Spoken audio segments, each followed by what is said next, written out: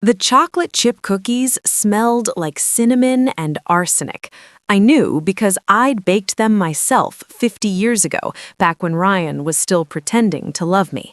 Now, at 75 years old, I stood in my own kitchen, watching my granddaughter Rachel eat one, and I recognized that same sickeningly sweet scent wafting from the plate her boyfriend Tyrell had brought over. It was 3:47 p.m. on a Tuesday when I realized they were trying to kill me. I didn't scream, I didn't gasp. I watched Rachel's hand hover over the second cookie, and I smiled. "Baby, why don't you save those for later? Let's have some tea first." Her eyes flickered with something cold, annoyance maybe, or calculation. "Grandma Rose, you're always so worried. Tyrell made these special for you. He said you love chocolate chip." I did love chocolate chip. That's what made it perfect. They'd studied me, planned this. My own flesh and blood had become a predator, and I was supposed to be the easy prey. Before I tell you what I did next, drop a comment and let me know where you're watching from and how many of you have ever been in a situation as this. I want to know I'm not alone in this. I took the cookie from her hand gently. "Let me warm these up in the oven first. Everything tastes better warm, doesn't it?" Rachel's jaw tightened, but she nodded. Tyrell, sitting on my late husband's recliner like he owned the place, checked his phone. They exchanged a glance, a quick one, the kind you only catch if you've spent 75 years reading people. I walked to the kitchen, my hands steady despite the earthquake happening inside my chest. I dumped the entire plate into a Ziploc bag, then into my purse. Then I pulled out a box of store-bought cookies from the pantry and arranged them on the same plate. When I returned, Rachel was whispering something to Tyrell. They both smiled when they saw me. "Here we go, fresh and warm." I watched them watch me, waiting, expecting me to eat, to collapse, to die probably within the hour, and they'd call 911 crying about how Grandma Rose just suddenly got sick. I didn't touch the cookies. "Actually, I'm not feeling well. I think I need to lie down." Perfect concern washed over Rachel's face. She was good, too good. "Oh no, Grandma. Should I call someone? Do you need your medication?" "No, maybe. I just need rest. You two should go. I'll be fine." Tyrell stood up too quickly, eager. "You sure, Miss Rose? We can stay if you need us." "I'm sure. Thank you for the cookies, Tyrell. So thoughtful." I walked them to the door, hugged Rachel like I always did, and watched them leave. The moment their car turned the corner, I locked every door, pulled the curtains, and sat down at my kitchen table. My hands were shaking now, not from fear, from rage. I pulled out my phone and dialed a number I hadn't called in 30 years. "Regina, it's Rose. I need your help. Remember when you said you owed me a favor?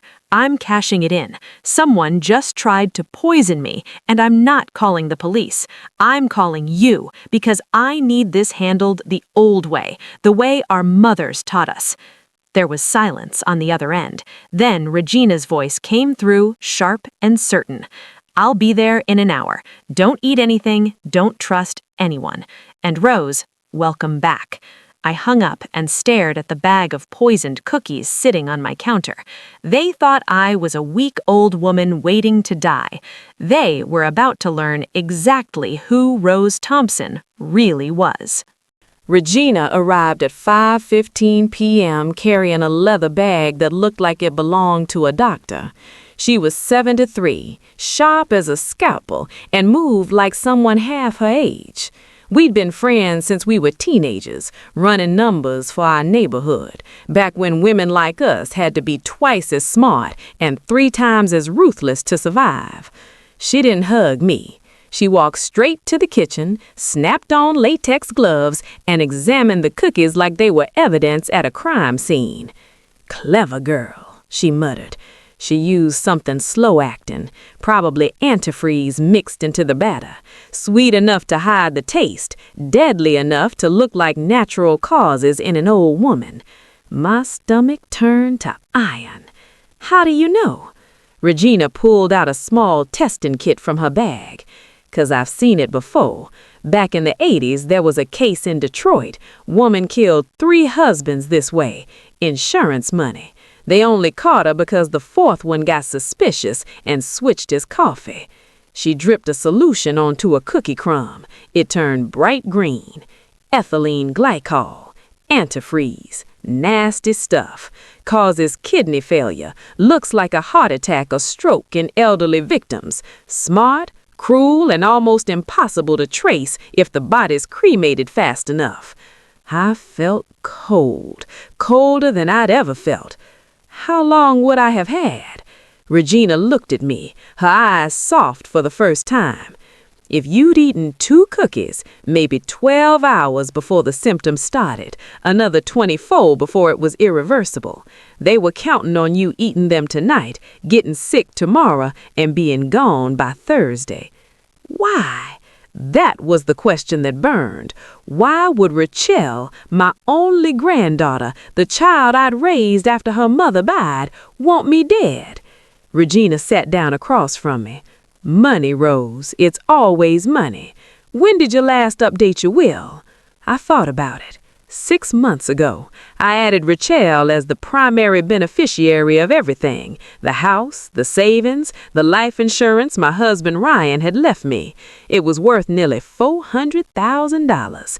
Not a fortune, but enough. She gets everything when I die. Regina nodded. And let me guess, she's been spending money she doesn't have. Designer bags, expensive trips. I thought about Rachel's new car, the diamond earrings, the vacation to Jamaica last month that she said Tyrell paid for. She's in debt, I whispered. Regina pulled out her phone and started typing. What's his full name? Tyrell what? Tyrell Jackson. Her fingers flew across the screen. 2 minutes later, she turned the phone toward me. It was a mugshot. Tyrell Jackson, arrested 3 years ago for fraud and identity theft. Charges dropped due to lack of evidence. He's a con artist, Rose, and your granddaughter is either his partner or his victim. Either way, they need you gone. I stared at that photo, at those same eyes that had smiled at me in my living room an hour ago. What do I do? Regina smiled. It wasn't kind. It was the smile of a woman who'd survived things that would break most people. We don't go to the police. We don't file reports. We don't give them a chance to lawyer up or run. We do what we've always done, Rose. We handle it ourselves. But first, we need proof. Real proof. The kind that can't be explained away if the body's cremated fast enough. She pulled out a tiny camera from her bag, no bigger than a button. Tomorrow, you're going to invite them back over. You're going to tell Rachel you're changing your will and you want to discuss it, and we're going to record every single word. I looked at my friend, this warrior woman who'd never let me down. And then we make 'em pay. Not with jail time, not with fines. We take everything they love, everything they want, and we burn it to ash. I nodded. For the first time in hours, I felt warm again. Wednesday morning, I called Rachel. Baby, can you come over this afternoon? I need to talk to you about something important. It's about my will. There was a pause. Then her voice came through, dripping with fake concern. Of course, Grandma. Is everything okay? You sounded sick yesterday. I'm fine, sweetheart. Just some things I want to settle while I still can. Bring Tyrell, too. This concerns both of you. Another pause, longer this time. Okay, we'll be there at 2 p.m. I hung up and looked at Regina, who was positioning micro cameras around my living room, one in the bookcase, one in the lamp, one hidden in the frame of Ryan's photo on the mantel. They'll be nervous, Regina said. Nervous people talk. Let 'em. Don't interrupt, just listen.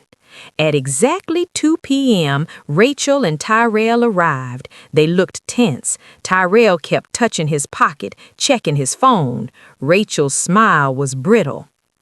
I offered them tea, store-bought cookies, nothing homemade. So, Grandma, what did you want to talk about? I sat down slowly, playing up my age. I've been thinking about my will, about what happens to everything when I'm gone. Rachel leaned forward, her eyes bright. You don't need to worry about that right now. You're healthy. You have years left. Maybe, maybe not. Yesterday I didn't feel well, made me realize I'm not immortal. Tyrell's hand tightened on Rachel's knee, a warning. Anyway, I continued, I wanted to tell you both that I've decided to leave everything to you, Rachel, the house, the money, all of it. But there's a condition. Her face went pale. A condition? Yes, I want to make sure you're stable, settled, so I'm requiring that you be married for at least 2 years before you can inherit. If you're not married, it goes to charity. The room went silent. You could hear the clock ticking. Tyrell stood up. That's not fair, Miss Rose. Rachel has taken care of you. She deserves that money now, not later. Now, I raised an eyebrow. I'm not dead yet, Tyrell. His jaw clenched. Rachel grabbed his hand, trying to calm him down. Grandma, Tyrell's right. I've been here for you. I've sacrificed a lot. Why would you put conditions on it? Because I want to make sure you're stable, settled, so I'm requiring that you be married for at least 2 years before you can inherit.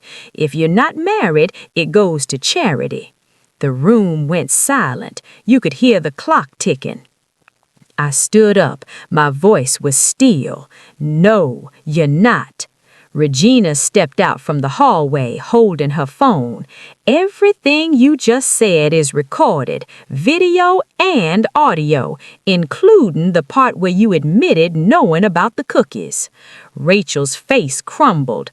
I didn't mean for this to happen. Grandma, Tyrell said it would be quick, painless, that you wouldn't suffer. He said we needed the money now, not in years. He said you were old anyway.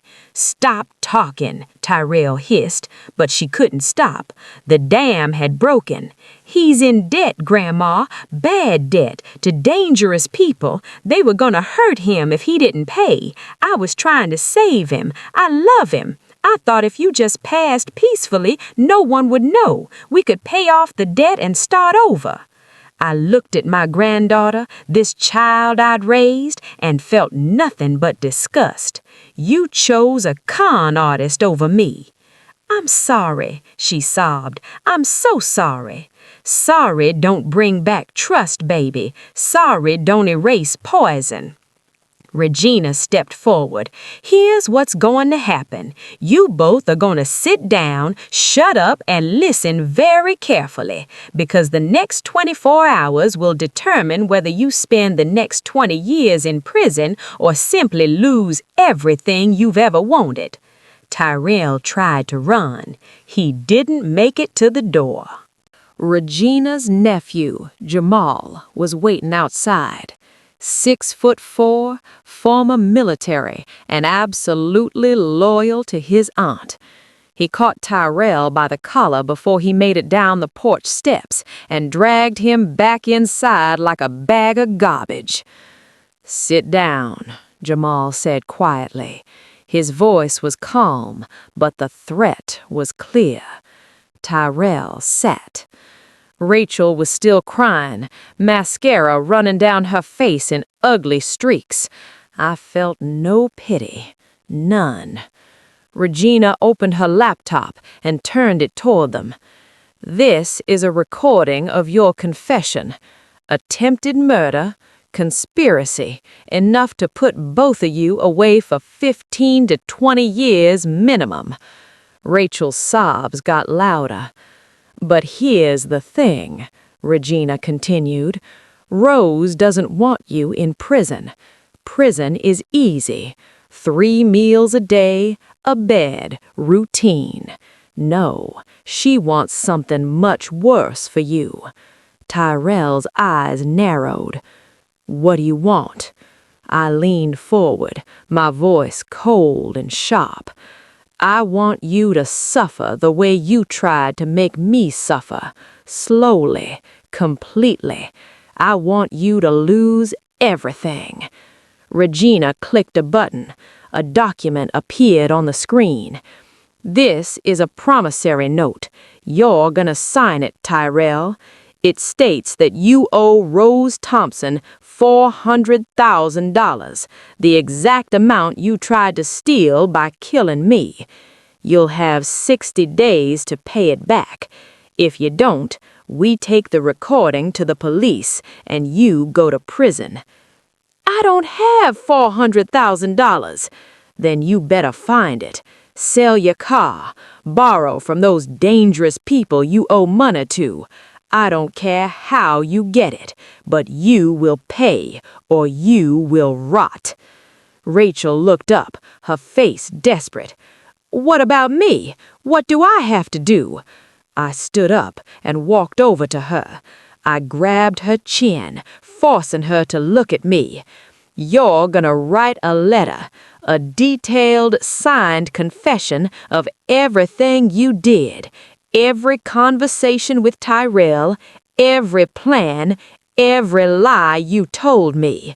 You're gonna seal it and give it to Regina. If you ever contact me again, if you ever try to claim a single penny of my estate, if you so much as breathe in my direction, that letter goes to the police, the media, and every single person you ever known. Grandma, please. I'm not your grandma anymore. You lost that right when you tried to poison me.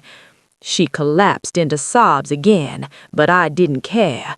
I turned back to Tyrell. And you're gonna disappear. Leave this city. Leave this state.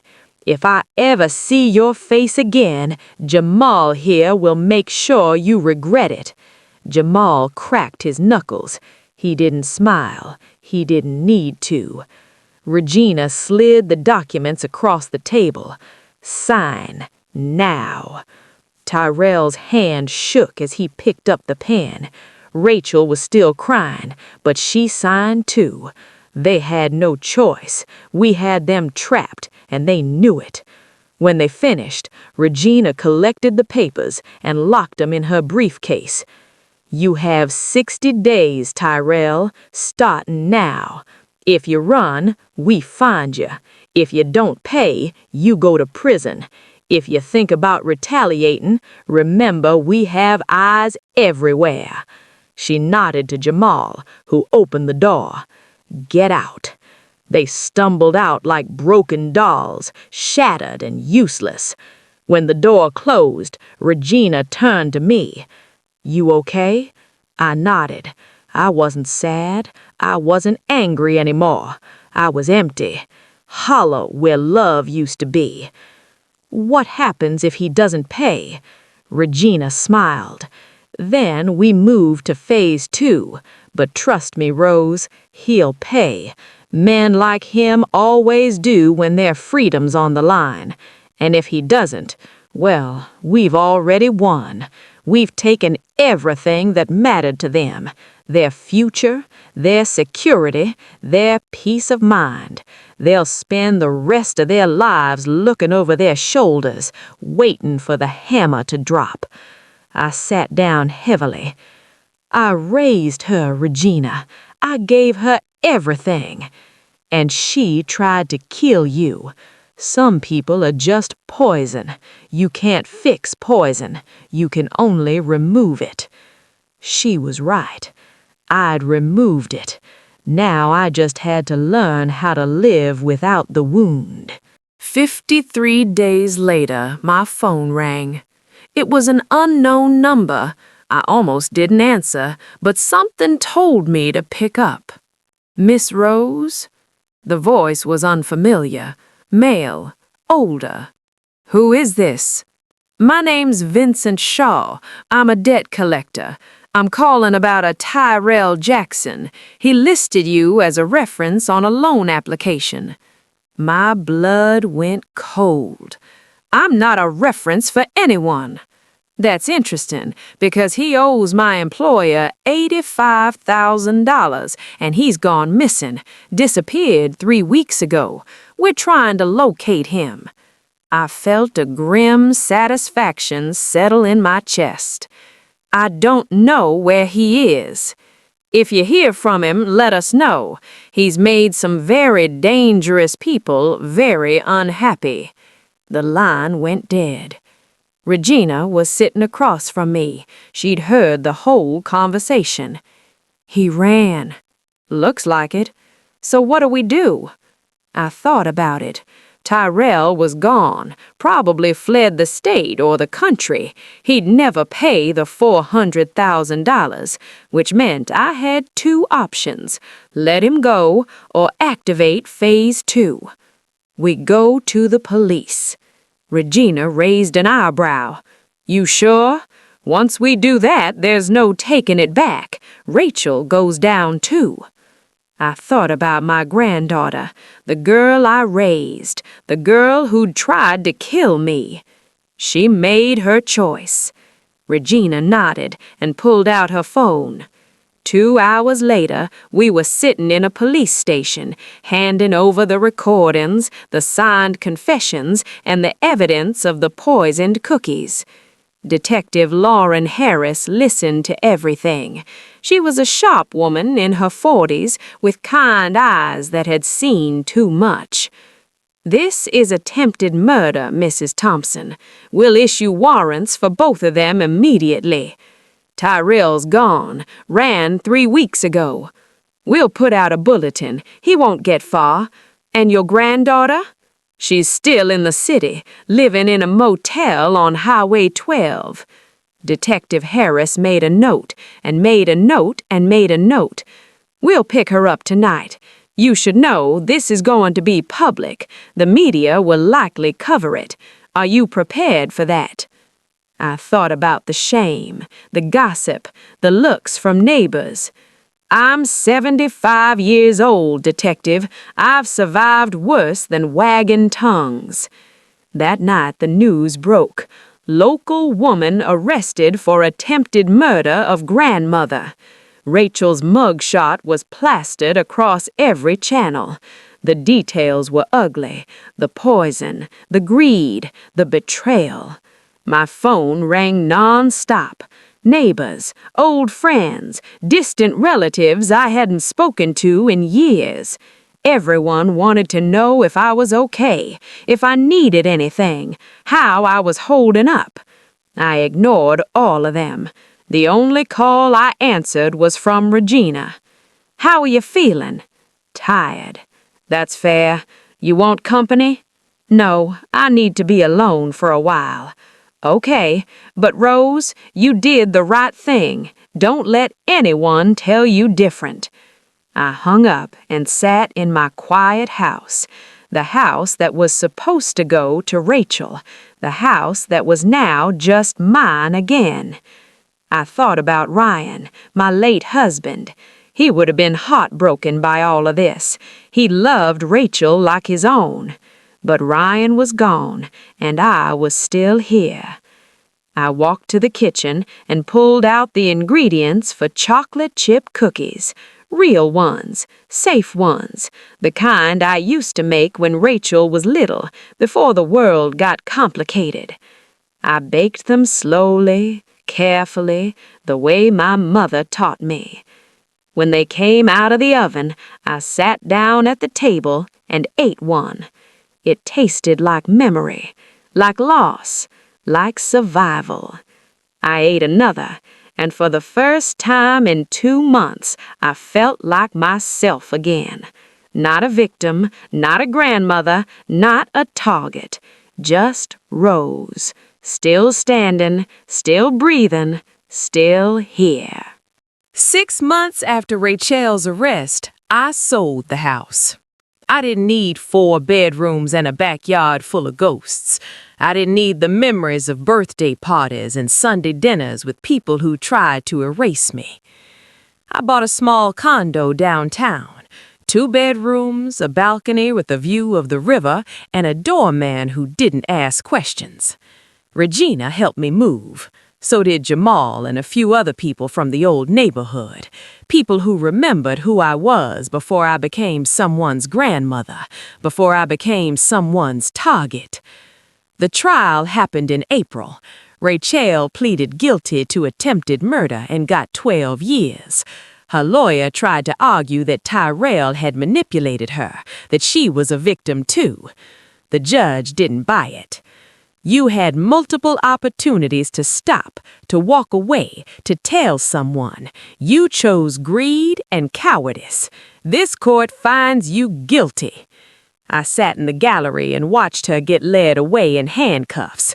She looked at me once. I didn't look away. I didn't cry. I didn't feel anything but relief. Tyrell was caught 4 months later trying to cross into Mexico, extradited back, tried, and sentenced to 18 years. He screamed in the courtroom that I'd set him up, that I was a vindictive old witch who'd ruined his life. The judge didn't care. Neither did I.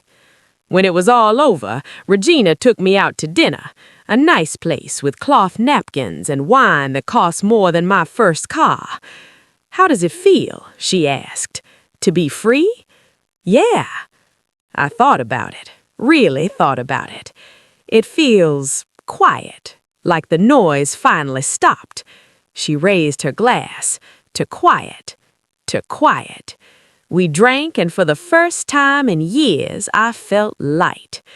A week later, I started volunteering at a senior center, teaching other women how to protect themselves, how to spot financial abuse, how to recognize when someone they loved was really a predator in disguise. The classes filled up fast. Turns out I wasn't the only grandmother who'd been targeted. I wasn't the only one who'd been seen as weak, disposable, easy money. We shared stories, we cried, we laughed, and we armed ourselves with knowledge, with plans, with the cold, hard truth that sometimes the people you love the most are the ones who'll hurt you the worst. One woman, Juanita, told me her grandson had stolen her Social Security checks for 2 years. Another, Linda, said her daughter had forged her name on loan documents and left her buried in debt.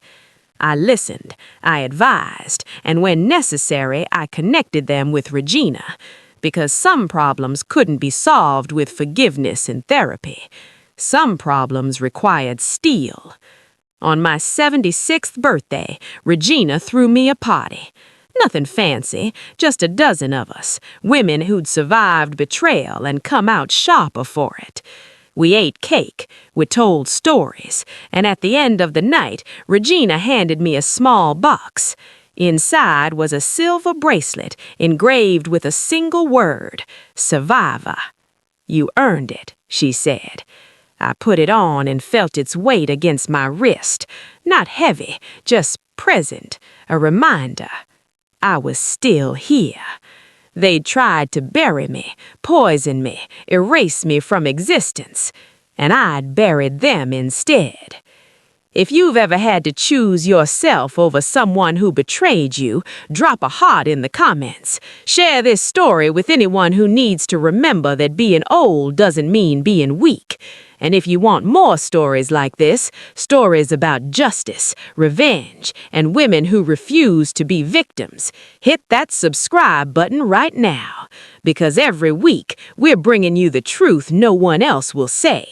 You're never too old to fight back, never too old to win, and never, ever too powerless to make them pay. This is Vintage Vengeance, and we're just getting started. I looked out at the women around my table, these warriors who'd refused to break. We raised our glasses one more time, not to revenge, to survival, to freedom, to us.